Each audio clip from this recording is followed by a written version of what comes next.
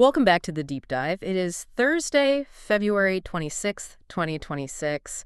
And today we're actually going to do something that might feel a little counterintuitive for you. Yeah, we are definitely going off the beaten path today. Exactly. We're going to ignore all the AI stocks. We are tuning out the tech giants that are, constantly dominating the headlines. Instead, we're looking at a sector that most people would probably describe as beige. I mean, beige is being pretty generous. I think most investors would call it painfully boring. Fair enough. Painfully boring. We are talking about insurance. But hold on, before you hit skip, I really need you to picture something. Yeah, stick with us on this one. Imagine you're walking down the street and you see a machine that is legally printing money. It's just spitting out cash. But everybody is walking right past it because, well, it's painted a dull gray and it has a really boring logo. Right, they just don't even see it. That is essentially what we are looking at today. It's a classic case of what we call an unloved sector. And usually when a sector is this unloved, that is exactly where the deep value hides. If everyone is looking left, the smart money is looking right. And to help us look in the right direction, we are unpacking some really fresh research from iMaps Capital Markets, specifically an analysis done by Andreas Wolfel. Which is a great source to have. It is. The picture he paints is of two companies that are basically flashing bright green buy signals, provided, of course, that you can get past that boredom factor we talked about. And Wolfel's a pretty fascinating character to guide us through this. He's not just a standard analyst who sits around crunching spreadsheets all day. Right. He's actually a pioneer in exchange-traded products. And wait. But the detail I loved in the notes, he actually took second place in the 2025 Liechtenstein Chess Championship. He did. And I actually think that matters a lot. It's not just fun trivia. When you read his research, you can really see that chess mindset coming through. Oh, absolutely. He isn't out there looking for the flashy move that, sacrifices the queen just to get some applause. He is looking for positioning. Precisely. Because in chess, you're looking for the checkmate in 3 moves that your opponent, or in this case the market, hasn't seen yet. Because they're entirely focused on the pawn right in front of them. Exactly. Wolfel is looking for structural advantages that the market is just completely mispricing. So let's look at the board. We have 2 pieces in play for today's mission. We have Conduit Holdings and Sabre Insurance. 2 very different players. Very different. One is a global reinsurer based out of Bermuda, and the other is this gritty, niche car insurer in the UK. Wolfel has aggressive buy targets on both of them, so why these two? Well, they share a very specific DNA. They're both trading at massive discounts to what they're actually worth, their intrinsic value. And more importantly, they're both paying you to wait while the market figures it out. Paying you to wait via dividends. Right. We are talking about dividend yields of 6.5% and 9%. Which is, a 9% yield is hard to ignore in any market environment. But let's start with the first one, Conduit Holdings. This is the Bermuda play. Yep. Wolfel calls them a class of 2020 reinsurer.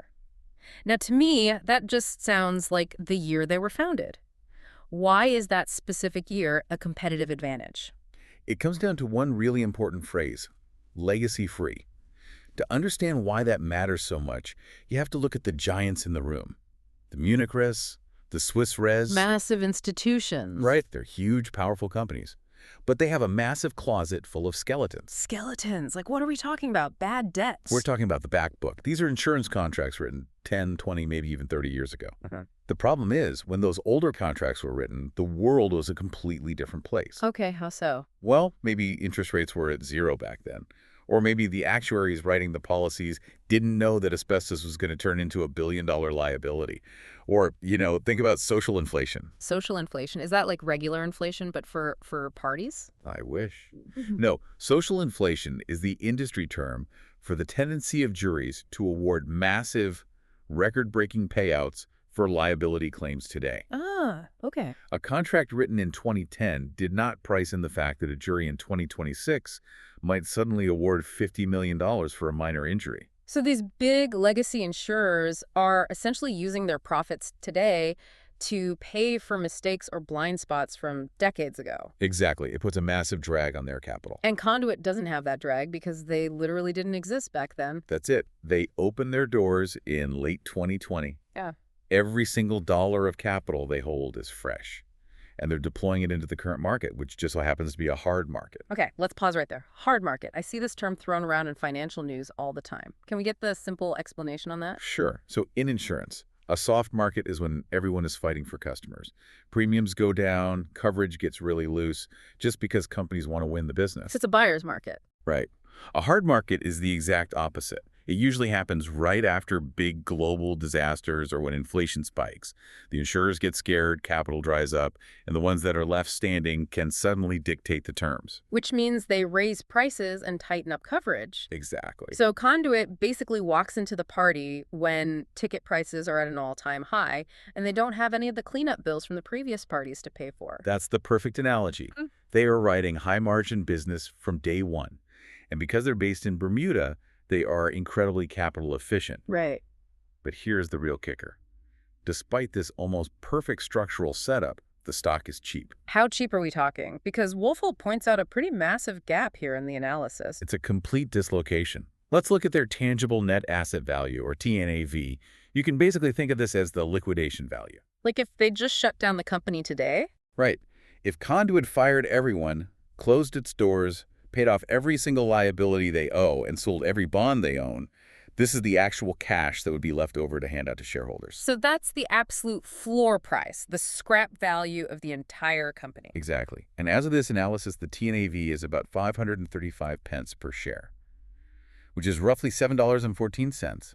Okay. But the stock is trading around 400 pence. Wait, let me do the math on that. So I can buy $7.14 worth of actual cash and high-quality bonds for roughly $5.30. You are literally buying dollar bills for 75 cents. But that doesn't make any sense. Markets are supposed to be efficient. If there's free money sitting on the table, Wall Street usually vacuums it up in seconds. Yeah. So what is the catch? Why is the market so scared of Conduit? The catch is volatility, or at least the market's perception of volatility. Back in 2025, we had the massive California wildfires. It was a huge headline event. Yeah, that was everywhere. And Conduit, being a reinsurer, had exposure there. They took a hit of somewhere between $100 and $140 million. Ouch.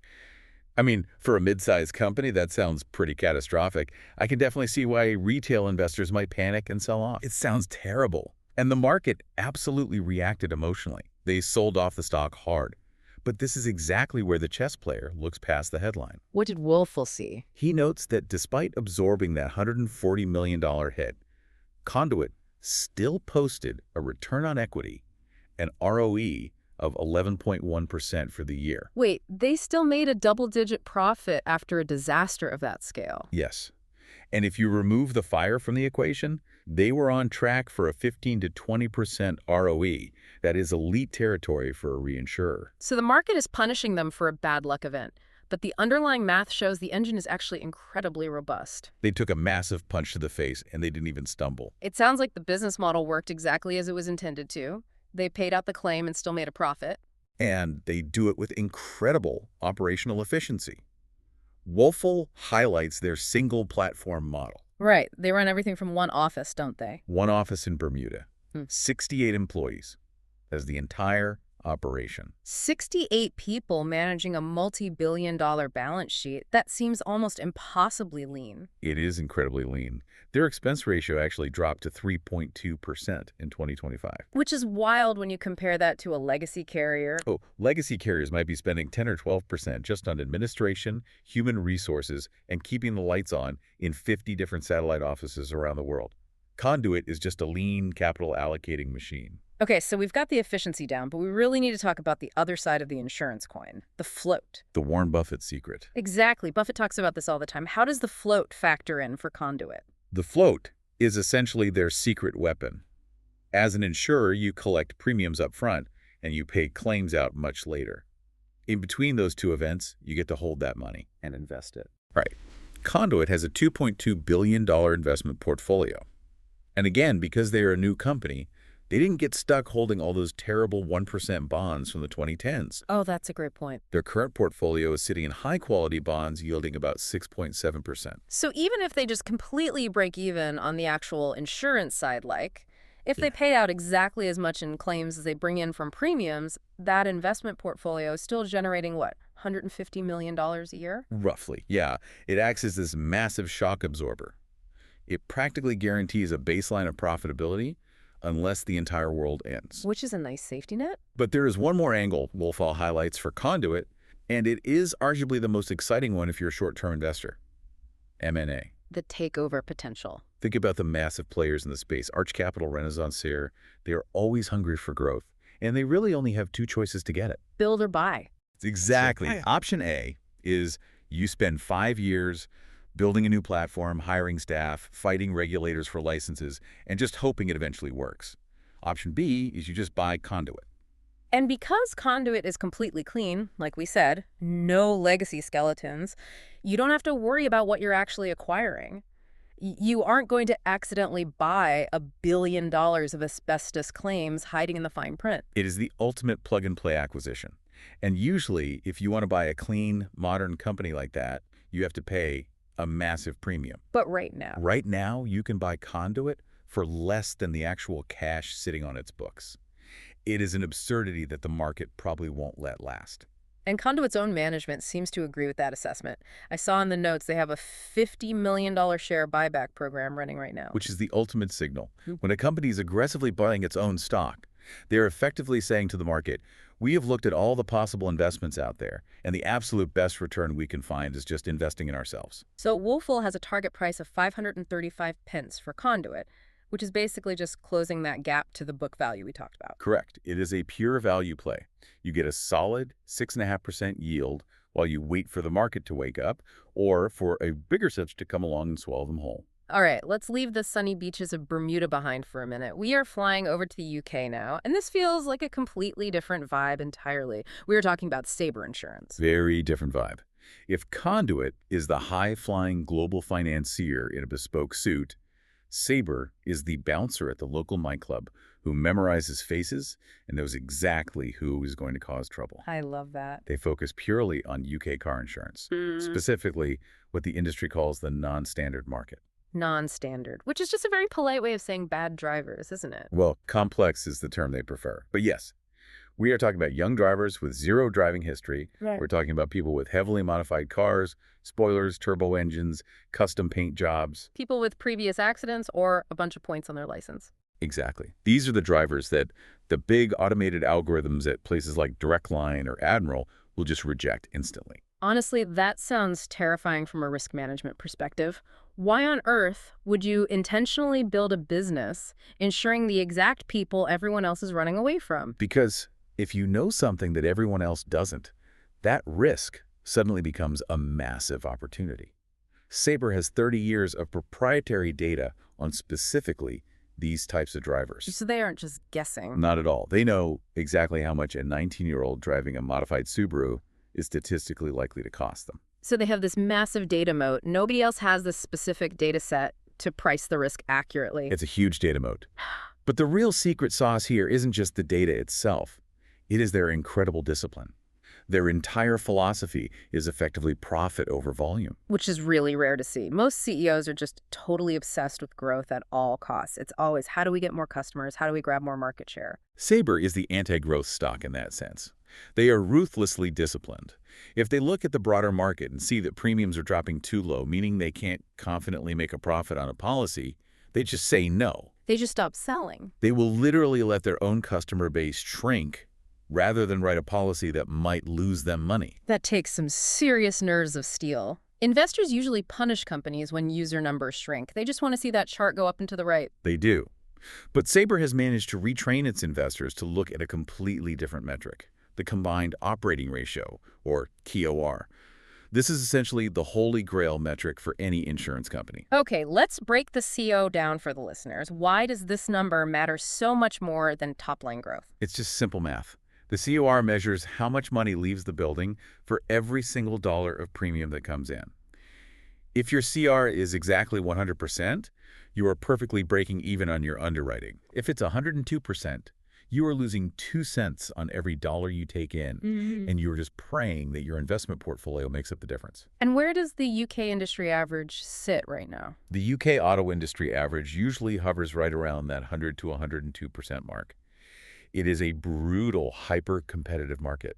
A lot of these companies essentially sell the insurance at a loss just to get their hands on the cash to invest. So the insurance is just a loss leader for their internal hedge fund. Exactly. And where is Saber's COR? Saber's historic COR is around 73%. 73%. Wait, so you're saying for every £100 in premium they collect, they are keeping £27 as pure profit before they even glance at their investment income? You got it. While their competitors are scraping by with absolute pennies, Sabre is sitting on a 27% margin.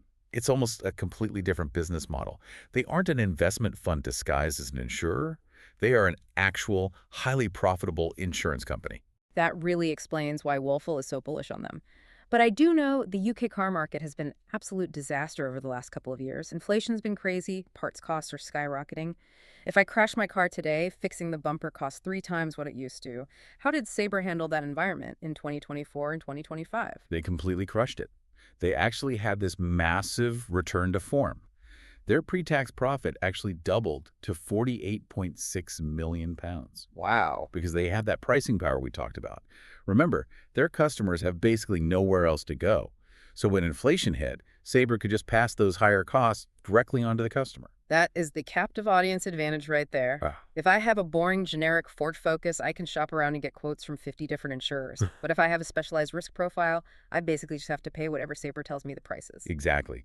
And because they navigated that inflation crisis so perfectly, they are now just flooding their shareholders with cash.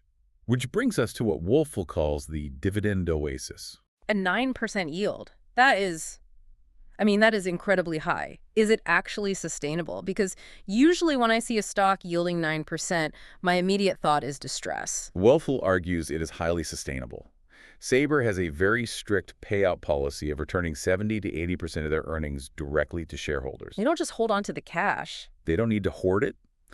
Unlike the big legacy guys, they don't have massive infrastructure or huge, expensive TV marketing campaigns to fund. They're literally a cash conduit. They make the money and they immediately hand it back to the owners. Which brings us to the insiders. Whenever we look at a setup like this, I always want to know what the insiders are doing. Are the people actually running the show eating their own cooking? In a really big way. The CEO, Jeff Carter, and several other members of the executive team have been buying shares consistently out of their own pockets through 2025 and into early 2026. Now that is distinct from a corporate share buyback, right? Very distinct. A buyback is the company using the shareholders' money. This is Jeff Carter writing a check from his own personal bank account to buy the stock. It is the ultimate vote of confidence. It tells you they firmly believe the current stock price, which is around 130 pence, is an absolute steal. And what is Wolfel's target for Sabre? He's targeting 180 pence.